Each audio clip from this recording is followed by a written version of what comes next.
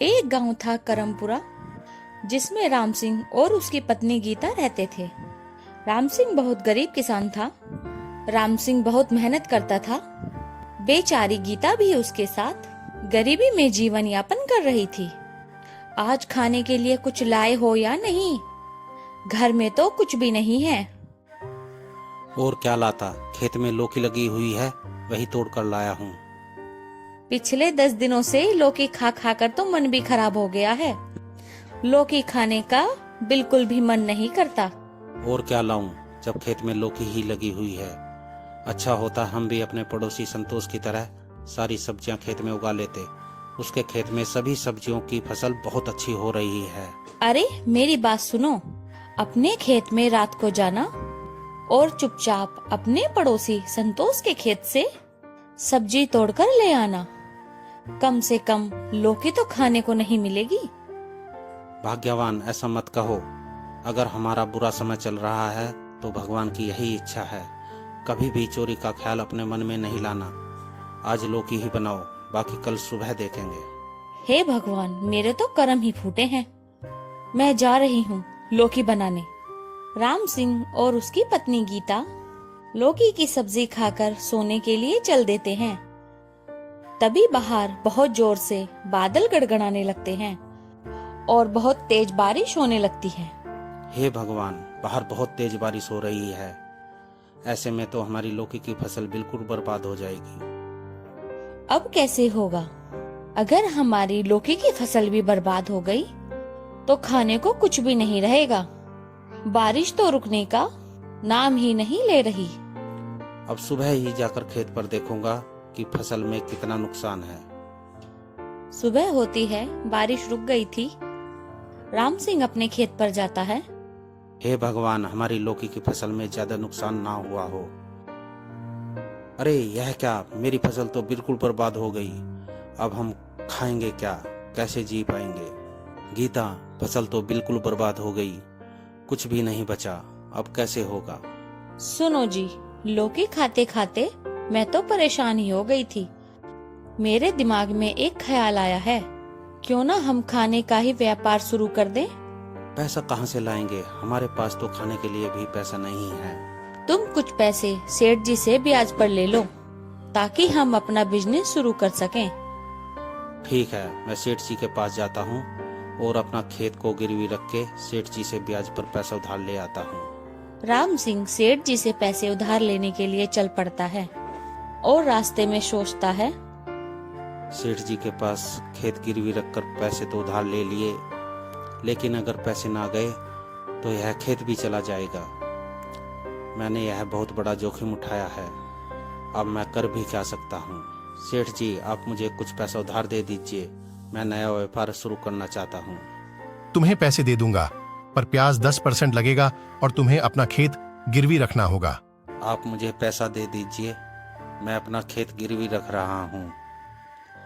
राम सिंह सेठ जी से पैसे लेकर अपने घर आ जाता है और गीता से कहता है, सेठ जी से मैं पैसा तो ले आया, लेकिन उन्होंने 10% का ब्याज लगाया है। हमें यह पैसा जल्दी से लौटाना होगा। उन्होंने 1 साल का समय दिया है। ठीक है, हम कल से ही अपने काम पर लग जाते हैं। इसके बाद राम सिंह और गीता अपना राजमा चावल का ठेला लेकर बाजार में खड़े हो जाते हैं। कुछ समय तक तो ग्राहक नहीं आते, लेकिन फिर धीरे धीरे ग्राहक आने शुरू हो जाते हैं। बहन जी, राजमा चावल की प्लेट कैसे दी? भाई साहब, यह राजमा चावल की प्लेट केवल 40 रुपए की है। यह इतनी स्वादिष्ट है कि आपका पेट तो भर जाएगा, पर मन नहीं भरेगा। ठीक है, मुझको एक प्लेट दे दो। वाह, कितने स्वादिष्ट राजमा चावल बने हैं। मैंने इतने स्वादिष्ट राजमा चावल कभी नहीं खाए। अब धीरे धीरे राम सिंह और गीता के ठेले पर बहुत ज्यादा भीड़ जमा होने लगती है, जिससे उन्हें मुनाफा भी बहुत अच्छा हो रहा था। 2 महीने बाद राम सिंह सेठ जी के पास जाता है। आओ राम सिंह, कैसे आना हुआ? क्या और कर्ज लेना है? नहीं सेठ जी, मैं आपके पैसे लौटाने आया हूँ। मेरा व्यापार बहुत अच्छा चल रहा है। कभी आप भी बाजार आइए और मेरे राजमा चावल खाइए। ठीक है, बहुत अच्छी बात है। जो तुम्हारा व्यापार चल निकला, मैं किसी रोज आकर तुम्हारे राजमा चावल जरूर खाऊंगा। गीता, मैं सेठ जी का सारा कर्ज दे आया हूँ। मन से एक बहुत बड़ा बोझ उतर गया। धीरे धीरे राम सिंह और गीता के राजमा चावल को आस पड़ोस के गांव के लोग भी आकर खाने लगते हैं। अब राम सिंह और गीता से इतना काम संभाले नहीं संभल रहा था। सुनो जी, अब हम एक अपना ढाबा बना लेते हैं और एक दो नौकर भी रख लेते हैं, क्योंकि भीड़ इतनी बढ़ गई है, हमसे इतना काम नहीं हो पा रहा है। तुम ठीक कहती हो, हम एक ढाबा खोल लेते हैं और एक दो नौकर भी रख लेंगे, फिर सब काम आसानी से हो जाएगा। कुछ समय बाद राम सिंह और गीता एक ढाबा खोल लेते हैं। दीपांशु और अमन नाम के दो नौकर भी रख लेते हैं। दीपांशु बहुत ईमानदार और मेहनत करने वाला आदमी था, जबकि अमन एक चापलूस किस्म का आदमी था। एक दिन दीपांशु राम सिंह से कहता है, मलिक, आप मुझे भी खाना बनाना सिखा दीजिए ताकि मैं आपकी और मालकिन की मदद कर सकूं। हाँ हाँ दीपांशु, अगर तुम्हारी इच्छा खाना बनाना सीखने की है तो मैं तुम्हें यह सब खाना बनाना सिखा दूंगा। बड़ा आया मालिक का चमचा। चलो ठीक है, कम से कम मुझे तो कम मेहनत करनी पड़ेगी। कुछ दिनों में दीपांशु बहुत अच्छा खाना बनाने लगता है। अब धीरे धीरे सारा खाना दीपांशु को बनाना पड़ता है। अरे दीपांशु, जल्दी जल्दी हाथ चला, तूने अब तक खाना तैयार नहीं किया? जल्दी जल्दी हाथ चला, ग्राहकों के आने का समय हो गया है। जी मालकिन, मैं जल्दी से ये सब कर देता हूँ, आप चिंता मत कीजिए। मालकिन, आज दीपांशु बहुत देर से उठा है। देर रात तक तो यह फोन पर अपने घर वालों से बात करता रहा। दीपांशु, इतनी देर तक क्या बातें करता रहता है? जल्दी सोया कर, क्योंकि सुबह जल्दी उठकर खाना तैयार करना होता है। मालकिन, मैं ऐसा ही करूँगा। घर पर थोड़ा पैसों की तंगी चल रही है। तुझे तनख्वाह दे हुए 4 दिन भी नहीं हुए, फिर पैसों की तंगी कैसे चल रही है? मालकिन, आपने पिछले महीने कहा था कि मैं तुम्हारी तनख्वाह बढ़ा दूंगी, लेकिन आपने तनख्वाह नहीं बढ़ाई और अब तो मुझे आपके ढाबे पर ओवर टाइम भी करना पड़ता है। पहले मैं आपके ढाबे से जाकर कुछ पार्ट टाइम जॉब कर लेता था, जिससे थोड़ा बहुत कमाई हो जाती थी और मेरे घर का खर्च चल जाता था। अब दूसरी जगह से पैसा आना बिल्कुल बंद हो गया है, जिससे मेरे घर वालों को बड़े परेशानी उठानी पड़ रही है। चुप कर, ऐसी परेशानी तो सभी के साथ होती है। कल को तो फिर मैं भी मालकिन से कहूंगा कि मालकिन मेरा पैसे बढ़ा दो। मालकिन किस किस के पैसे बढ़ाती रहेंगी। देख दीपांशु, अमन ठीक कह रहा है, फिर भी मैं तेरी तनख्वाह बढ़ाने के बारे में कुछ सोचूंगी। अरे गीता, हमारी बहुत अच्छी कमाई हो रही है और दीपांशु भी बहुत मेहनत से काम कर रहा है। वह मुझे आज कुछ उदास सा लग रहा था। मैंने उससे पूछा भी, पर वह कुछ नहीं बोला। बोलेगा कैसे? तनख्वाह बढ़ाने को कह रहा है, काम कुछ करता नहीं है। इतनी महंगाई हो गई है, किस किस की तनख्वाह बढ़ाओगे? फिर कल को अमन भी कहेगा कि मेरी तनख्वाह बढ़ा दो। देखो गीता, अमन बहुत कम कार्य करता है, जबकि दीपांशु सारा खाना बनाता है और फिर ग्राहकों को भी देता है। वह 2-3 आदमियों का काम अकेले कर लेता है। तुम्हें दीपांशु से इतनी हमदर्दी क्यों हो रही है, जबकि हमारा एक नौकर अमन भी है, जो 24 घंटे जी मालिक करता हुआ घूमता रहता है। उसकी तरफ तो तुम्हारा ध्यान नहीं जाता।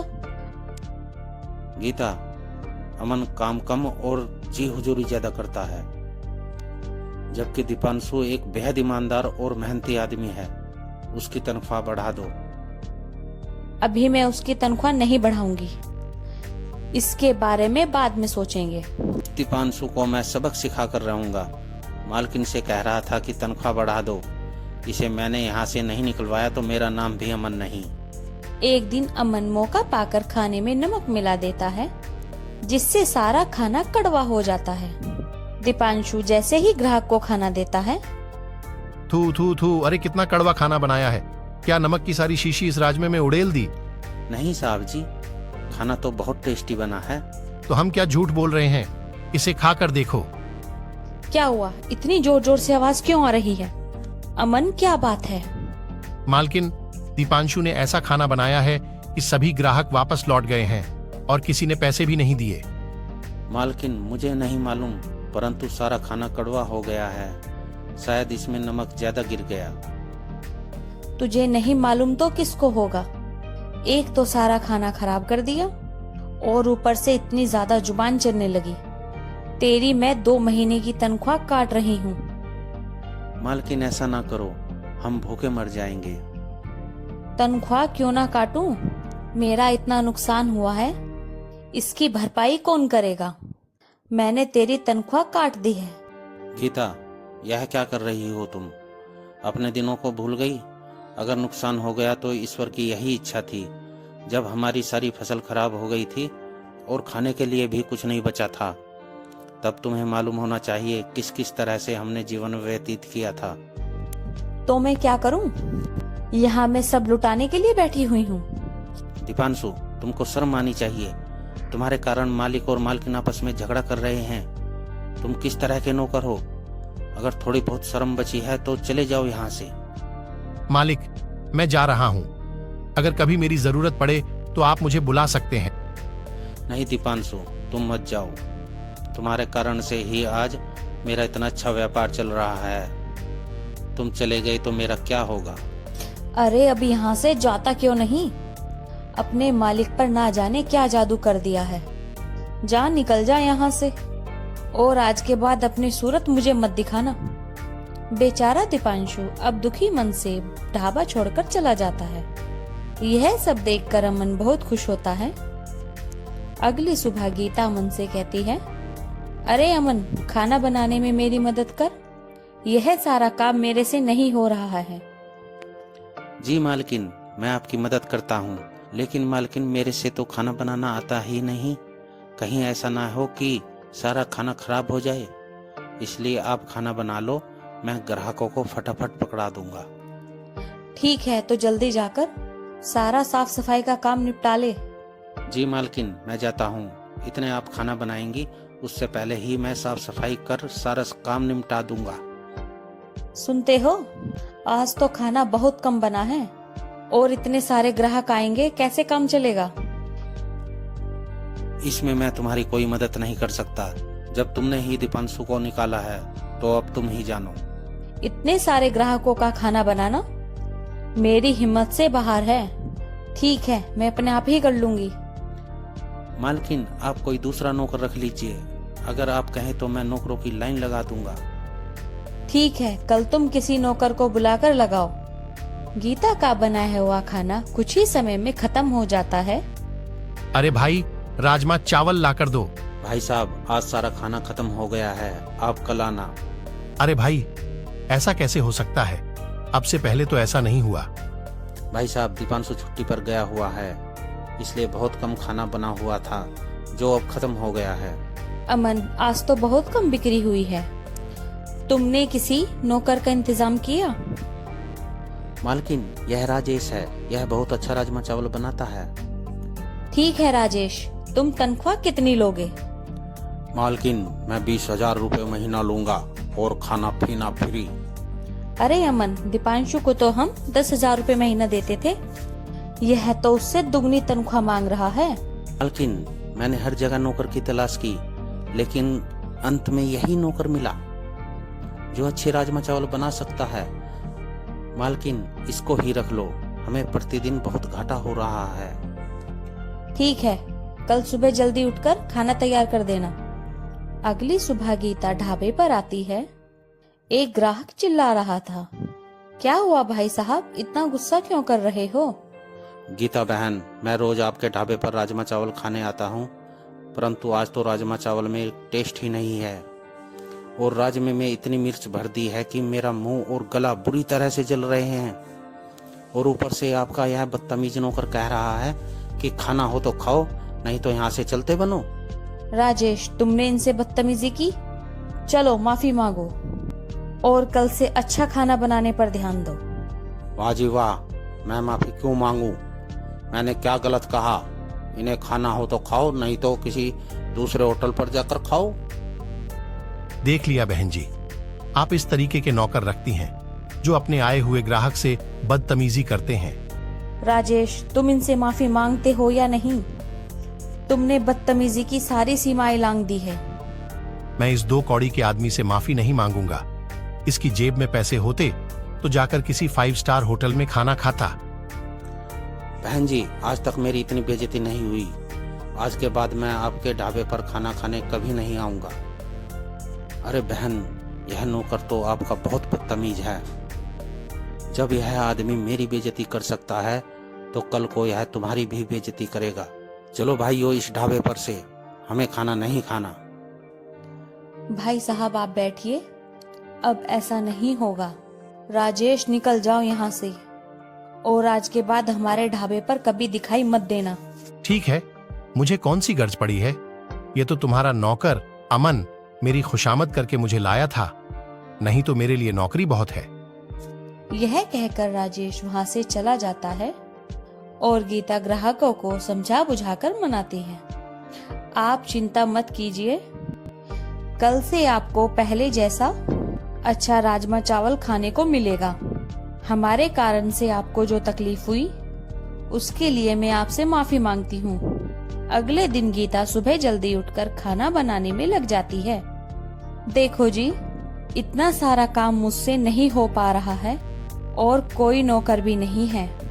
मैं काफी परेशान हो गई हूँ। अब इसमें मैं क्या करूं? तुमने ही तो दीपांशु को निकाला है। तुमने दूसरा नौकर दीपांशु के मुकाबले दुगनी सैलरी पर रखा, और न तो वह दीपांशु जैसे खाना बना पाया और न ही उसमें शिष्टाचार था। आप चुप रहिए, जब देखो दीपांशु का राग अलापने लगते हो। अब आगे की सोचो, यह ढाबा कैसे चलेगा?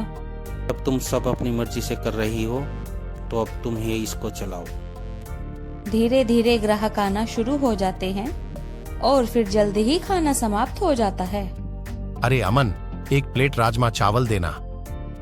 साहब जी, राजमा चावल तो खत्म हो गया है, क्योंकि अभी हमारा दूसरा नौकर छुट्टी पर से नहीं आया, इसलिए खाना कम बना था।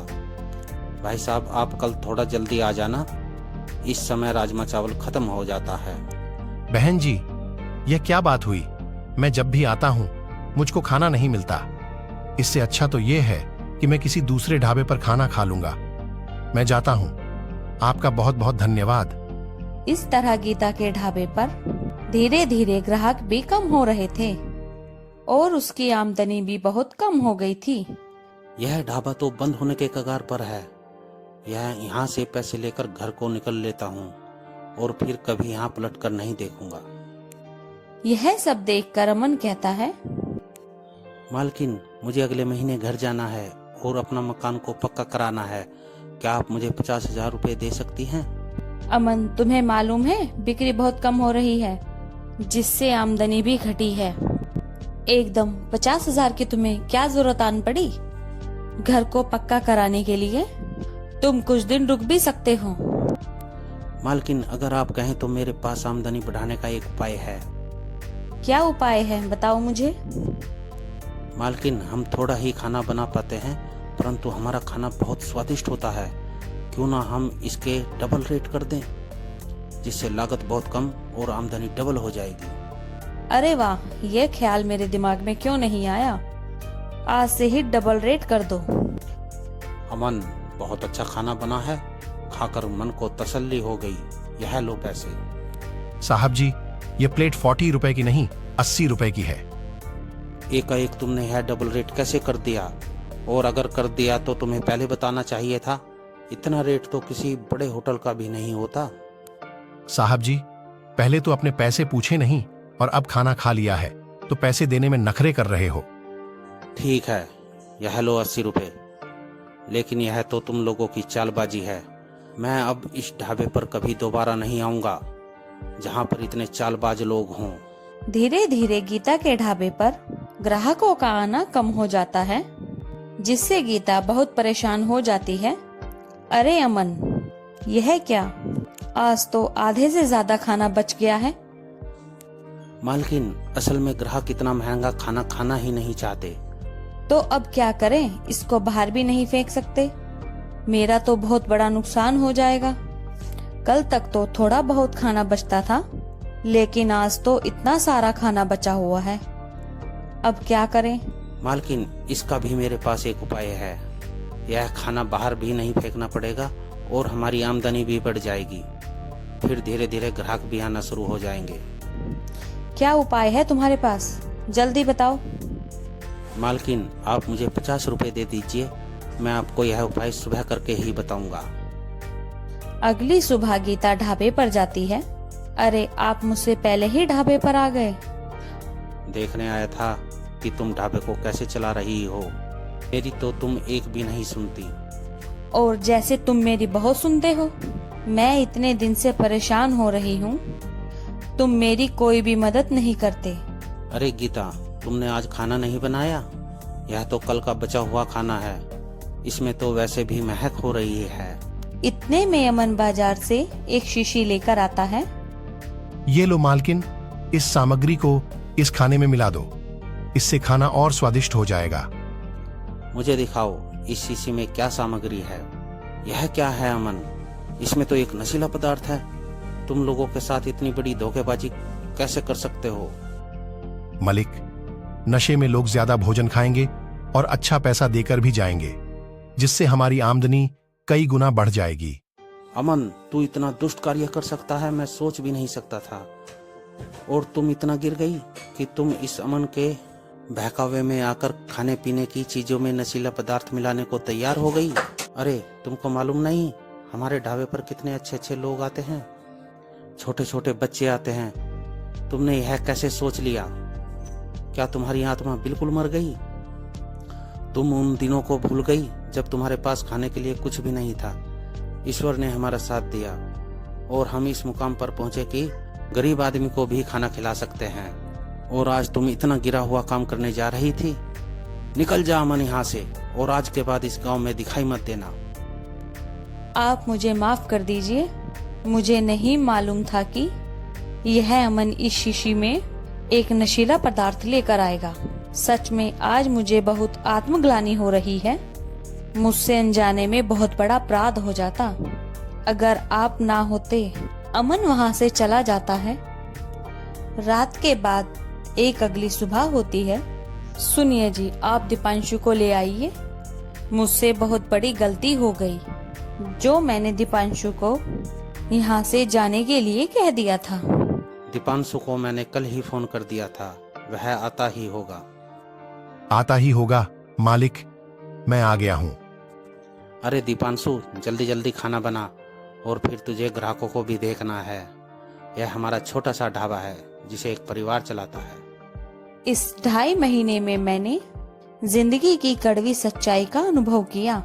यह लो 50,000 रुपए, तुम्हारी 2.5 महीने की तनख्वाह। मालकिन, यह तो बहुत ज्यादा है। ज्यादा नहीं है। तुम पहले 10,000 रुपए महीना काम किया करते थे, अब तुम्हारी तनख्वाह 20,000 रुपए महीना है।